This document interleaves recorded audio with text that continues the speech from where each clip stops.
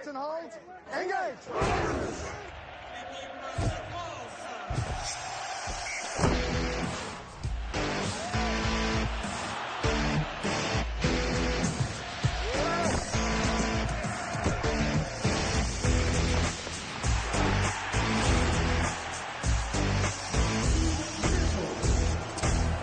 Le dénouement du tournoi Destination approche. L'équipe de France reçoit l'Irlande cet après-midi dans un match qui a des allures de finale. Une finale pour l'Irlande évidemment qui en cas de victoire cet après-midi s'imposerait dans cette édition 2014. Et un match au cours duquel l'équipe de France va faire office d'arbitre. Et c'est une formidable occasion également, Fabien Galtier, pour les Bleus de terminer sur une bonne note et de convaincre enfin ces supporters qui restent un petit peu sur leur faim depuis le succès inaugural face à l'Angleterre ici même.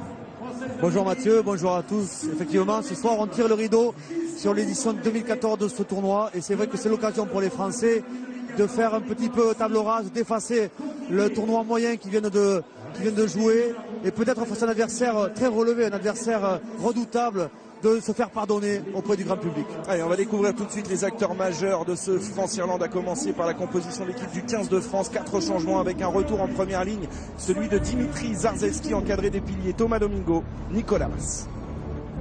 L'attelage en deuxième ligne est inchangé, le capitaine Pascal Papé associé à Johan Maestri. En troisième ligne, il est de retour au poste de flanqueur, Louis Picamol, Alexandre Lapendré numéro 7, Damien Chouli numéro 8. Un changement à la charnière, Maxime Machenaud est associé cette fois-ci à Rémi Thalès, le joueur du Castres olympique. Un changement au poste de centre, sa première titularisation dans le tournoi, Gaël Ficou associé à Mathieu Pastaro. Le triangle derrière ne bouge pas, Maxime Médard et Johan Huget des ailes toulousaines. Le 15 de France est gardé par Brice Dulin. De l'autre côté, l'Irlande joue sur la continuité depuis le début du tournoi Destination. Un seul changement dans ce 15 de départ. Une première ligne composée de Kian Illy, Rory Best, pilier droit numéro 3, Mike Ross. Il est capitaine avec son numéro 5, Paul O'Connell. Il constitue l'attelage avec le géant vert, David Tonnerre. Il est de retour, Peter O'Mahony, blessé aux adducteurs la semaine dernière, en cadre avec Chris Henry, Jamie Issick. À la charnière, Connor Murray et Jonathan Sexton. La paire inamovible, inoxydable, 56e association sous le maillot irlandais entre Gordon Darcy et Brian O'Driscoll. Le triangle derrière avec les frères Kearney, Dave à une aile, Rob à l'arrière et Andrew Trimble, l'autre ailier de ce 15 d'Irlande.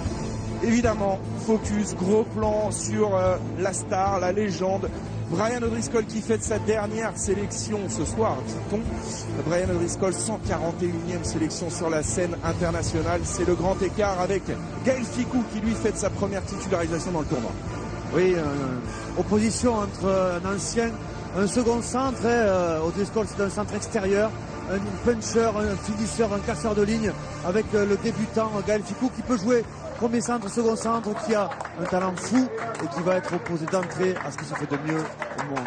Et vous aurez découvert également un autre duel qui nous attend en troisième ligne, Louis Picamol, Peter O'Mahony, les deux numéros 6 de cette équipe. Un poste inhabituel pour Louis Picamol, mais on nous promet des permutations au cours de ce match. La sortie des joueurs irlandais, car c'est déjà l'heure, conduit par le capitaine Paul O'Connell, l'un des vaillants soldats de ce 15 d'Irlande qui impressionne depuis le début du tournoi Destination. Une seule défaite de 3 points, c'était à Twickenham. Ces deux équipes ont le même bilan comptable, Fabien Galtier, mais des trajectoires bien différentes.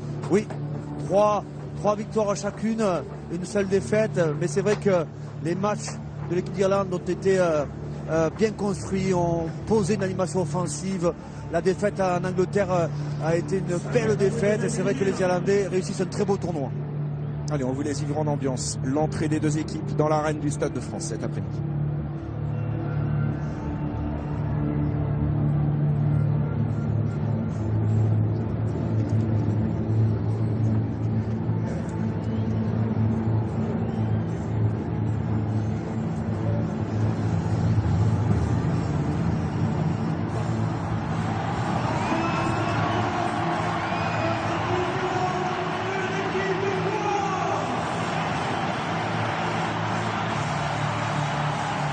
L'Irlande est en quête de sa 11e victoire dans le tournoi Destination. L'équipe de France est en quête de rachat cet après-midi. Cette équipe de France veut convaincre. Elle a 80 minutes pour le faire devant son public qui a répondu évidemment au rendez-vous. L'Irlande ne s'est plus imposée ici depuis 2000, le jour où finalement Brian O'Driscoll est né sur la scène internationale. Il avait réalisé un triplé cette année-là. Alors, il avait fait des débuts fracassants avec 3 essais et des essais personnels avec sa vitesse, sa capacité à changer d'angle de course. Ce terrible finisseur qui est Brian O'Driscoll, mais qui est devenu aujourd'hui et au fil du temps un terrible créateur aussi et qui apporte tout son sens du jeu à cette équipe irlandaise. 92e match entre les deux nations, avantage France pour l'instant également depuis que le tournoi est devenu 6 nations, 8 victoires françaises pour 4 défaites, 2 nuls. Ces deux équipes qui n'arrivent plus à se départager depuis 3 ans maintenant puisqu'on reste sur 2 matchs nuls. C'est l'heure des hymnes, Anthony. D'abord pour les Irlandais avec le fameux Highland Call.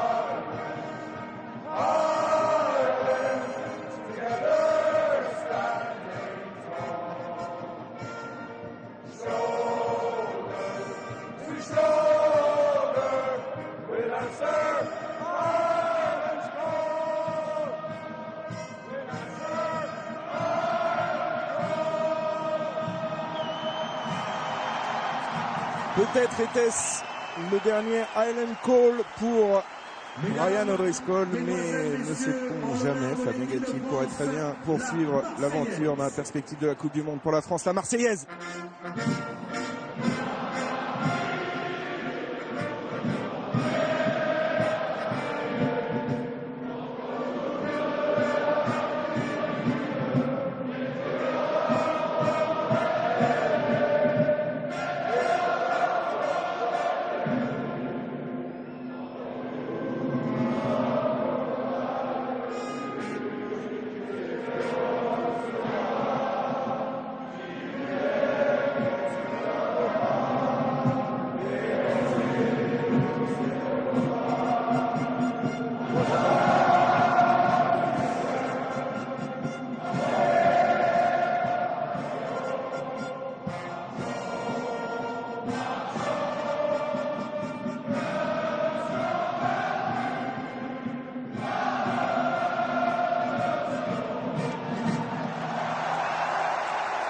Voilà la Marseillaise, la dernière de ce tournoi destination pour les Bleus de France. France-Irlande dans quelques secondes maintenant. Le temps pour nous de rejoindre notre homme de terrain, Philippe Lafont, pour les toutes dernières informations. Salut Philippe.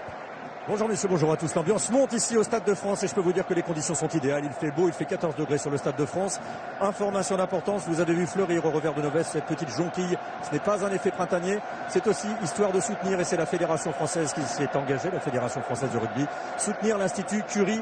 2 de ses représentants vont donner le coup d'envoi fictif de ce match. Il s'agit d'aider la recherche contre le cancer. Mathieu, si on veut se résumer, si on a bien compris, il s'agit de gâcher le week-end de la Saint-Patrick des Irlandais, et oui, et l'idée qui se transforme en Saint-Brian, pourquoi pas, tout en offrant le tournoi à l'équipe d'Angleterre. Ce qui, avouez-le, ne manque pas de Celte. Excellent match, messieurs. Merci. Oui, l'ironie du sort, en plus, c'est qu'on offrirait le tournoi aux Anglais que l'on a privé de grand chelem finalement au cours de la première journée, Fabien. Oui.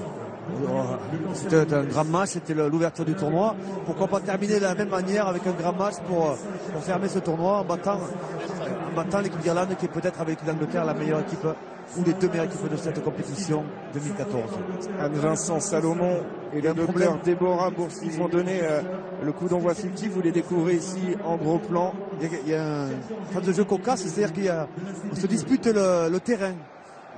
entre Irlandais et Français. Voilà. C'est Effectivement. la première fois que je vois ça sur un match Il y international. avait mes ententes là. Ouais, en fait, les Français ont gagné le toss, ont décidé de donner le coup d'envoi. Et les Irlandais ont choisi ce côté-là du terrain où ils ne se sont pas entraînés. Ouais, et l'info n'avait peut-être pas complètement bien circulé dans cette équipe d'Irlande qui... Vous voyez le capitaine, notamment Paul O'Connell, qui avait investi le camp français, lui, déjà. Exactement. Allez, on est exigeant envers cette équipe de France, mais quand on aime, on l'est, et on attend mieux de nos Bleus cet après-midi avec le coup d'envoi donné par Rémi Thalès, un ballon capté d'entrée par Andrew Trimble. Un renvoi haut pour mettre la pression de suite et obliger les Irlandais à jouer dans leurs 22 mètres comme ils le font sur cette première passe. Ils cherchent à ouvrir un angle à Sexton pour ensuite jouer au pied, Sexton ou bien demi-mêlée Connor aussi. Conor Murray, exactement, qui a tapé ce ballon dans les bras de Louis Picamol. La relance peut-être, la première de Brice Dulin qui retourne dans le fermé. Brice Dulin qui avait échappé à un premier plaquage. Maxime Machenaud pour la libération. Thalès, Papé maintenant. Et les Français qui se font des passes d'entrée. Johan Huget qui retrouve intérieur Mathieu Bastaro tout en puissance, qui prend le centre du terrain. Peut-être un premier point d'ancrage pour les Bleus. Machenaud dans le fermé avec Maestri à nouveau, pris par Brian O'Driscoll. Ouais, on a bien balayé la largeur du terrain sur ce ballon gagné. Et un Irlandais s'est mis à la faute dans ce ruck sur la zone de plaqueur plaqué. On n'a pas lâché. 1, 2, 2, troisième ligne. Hein. Ils sont toujours à l'affût. Et une bonne entrée dans ce match de l'équipe de France, c'est à souligner. Avec du jeu de mouvement et des Irlandais pénalisés. Pourtant, cette équipe d'Irlande, Fabien Galtier, est la plus disciplinée du tournoi avec seulement 27 pénalités en 4 matchs. Là, c'est le numéro 7, hein, Henry, qui est accusé de ne pas avoir lâché le porteur de balle dans la zone de plaquage. Il faut lâcher puis venir contester. Il est parti avec lui au sol sans lui laisser le temps de libérer ce ballon au sol. Bonne pénalité à taper pour notre demi-mêlée Machenaud. 90% de réussite pas mal, en équipe de France, 9 sur 10.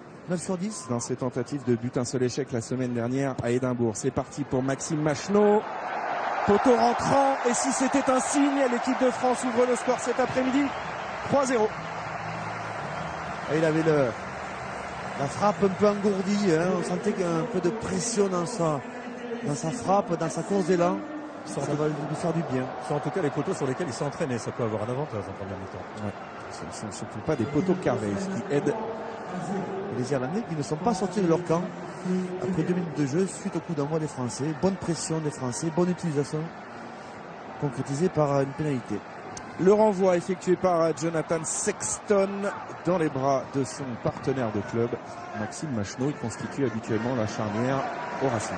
Ouais, bon jeu au pied de Machenaud.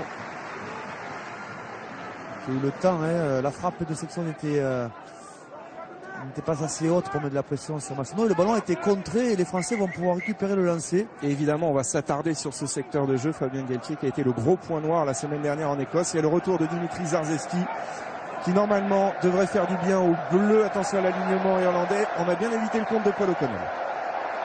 Mathieu Bastaro au centre du terrain qui perce le premier rideau. Bastaro en perce muraille dans cette défense irlandaise derrière la transmission est mauvaise. Il y a un en avant de passe. Mais les volontés sont là. Ah ben, ils ont affiché sur ce lancement de jeu des intentions d'attaque sur cette déviation directe. Une passe 9-10 et derrière un mouvement autour des centres du Trocarel qui a figé carrément la défense des 2 centres irlandais, Darcy et O'Driscoll, qui se sont fait prendre par Mathieu Bastaro. Malheureusement, il n'a pas pu assurer la continuité sur une passe latérale.